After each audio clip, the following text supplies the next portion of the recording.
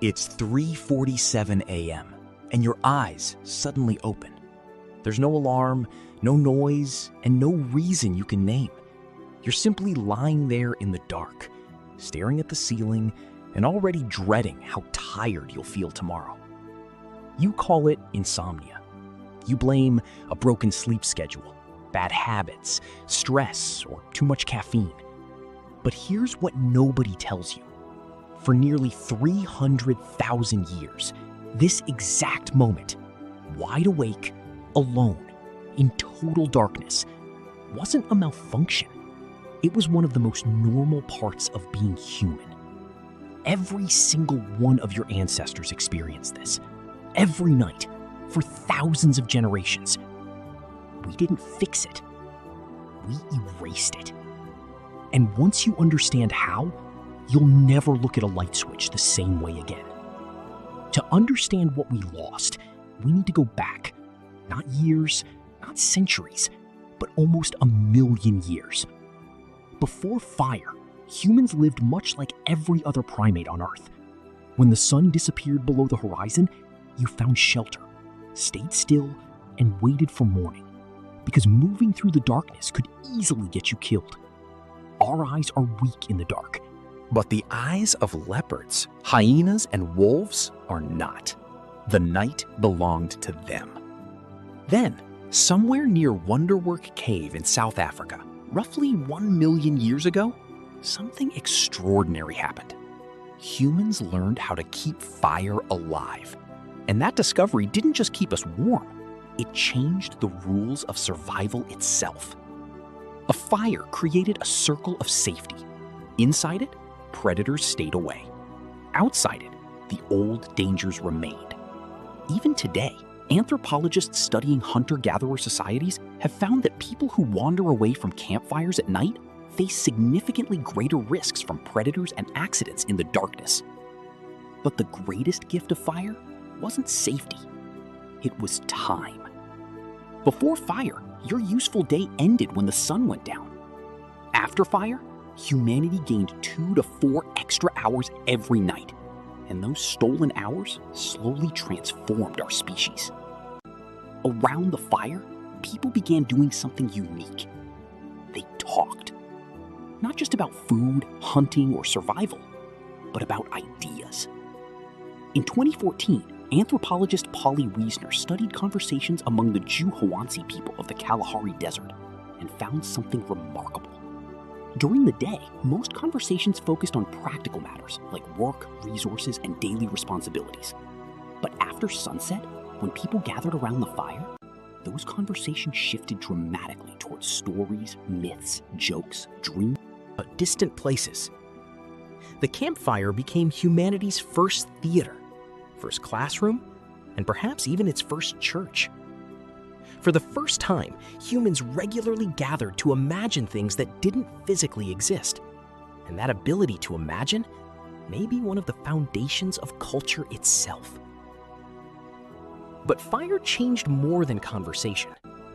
It changed sleep. Today, most people believe that healthy sleep means closing your eyes and remaining asleep for 8 uninterrupted hours. Yet for most of human history, that isn't how people slept at all. Historian Roger Ekirch spent years examining ancient records, including diaries, court documents, medical texts, and religious writings. Again and again, he found references to something called first sleep and second sleep.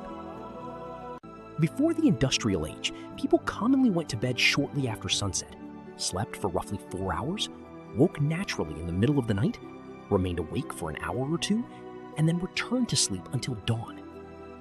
This wasn't considered strange. It wasn't considered unhealthy. It was simply normal. The period between those two sleeps was often used for reflection, prayer, conversation, writing, dream interpretation, or quiet thought. Some people visited neighbors, while others simply sat alone in the darkness, allowing their minds to wander. For centuries, historians overlooked these references because they couldn't imagine that humans once slept differently. The idea seemed too strange to be true. Then, science tested it. In the early 1990s, psychiatrist Thomas Wehr conducted an experiment in which volunteers lived without artificial light for several weeks. They weren't instructed to follow any particular sleep schedule. They simply experienced long periods of darkness, similar to those our ancestors would have known. What happened next surprised everyone. Within weeks, nearly every participant naturally settled into the same pattern: about 4 hours of sleep, followed by 1 to 3 hours of calm wakefulness, and then another 4 hours of sleep. Their bodies seemed to remember something ancient. Even more fascinating, researchers found that during this wakeful period, participants experienced unusually high levels of prolactin, a hormone associated with relaxation and feelings of calm. Many describe the experience as peaceful, reflective, and almost meditative. It wasn't insomnia. It felt like an entirely different state of consciousness. So what erased it? The answer is simple: light. As cities grew, artificial lighting became more common. Street lamps appeared, candles became cheaper, gas lamps illuminated entire neighborhoods. Then electric light arrived, and within a surprisingly short period of time, humanity transformed the night. For hundreds of thousands of years, darkness had shaped our behavior, our biology, and our sleep patterns. Suddenly, darkness became optional. Today, the average person spends hours surrounded by artificial light after sunset. Phones, televisions, computers, and bright indoor lighting constantly signal to the brain that it's still daytime. As a result, melatonin production is delayed, sleep cycles become disrupted, and biological rhythms that evolved over immense stretches of time begin to drift out of sync.